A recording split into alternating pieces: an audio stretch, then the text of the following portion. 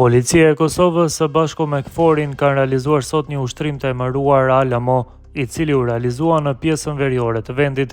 Në njoftimin e policisë thuhet se qëllimi i këtij ushtrimi ishte koordinimi, komunikimi dhe bashkëpunimi mes njësive policore të Kosovës dhe KFOR-it për të u siguruar për një reagim të shpejtë dhe profesional ndaj çdo situate ku kërkohet ofrimi i një ambienti të sigurt, sidomos në veriun e vendit.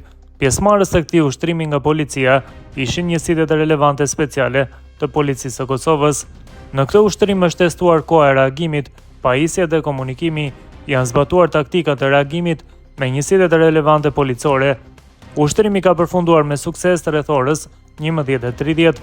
Policia e Kosovës dhe KFOR-i besin të përkushtuar të angazhuar në ruajtjen e sigurisë për gjithë qytetarët e vendit, thuhet në njoftimin e policisë.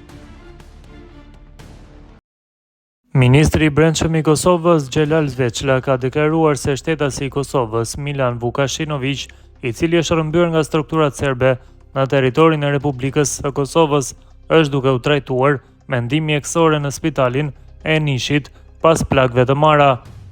Zveçla ka bërë thirrje ndaj bashkësisë ndërkombëtare që të ushtrojë presion ndaj Serbisë dhe të marrë masa për të ndaluar, siç tha ai, sjelljet kriminale dhe destabilizuese të këtij shteti ndaj Kosovës dhe rajonit. Sot inspektova pjesën e kufirit shtetëror ku dyshohet se u kidnapua shtetasi ynë Milan Vukashinović në bazë të informatave dhe dëshmive të siguruara nga autoritetet tona. Tashmë është ditur se duke u shkelur sovraniteti dhe integriteti territorial i Republikës së Kosovës, zoti Vukashinović është rrëmbyer nga strukturat e Serbisë si kundërshtar i listës serbe, ka shkruar Zveçla në rrjetet sociale. Ministri i Brendshëm në detyrë i Kosovës e cilëson Serbinë si shtet agresor dhe antidemokratik që po e mohon të drejtat themelore të qytetarëve të vet.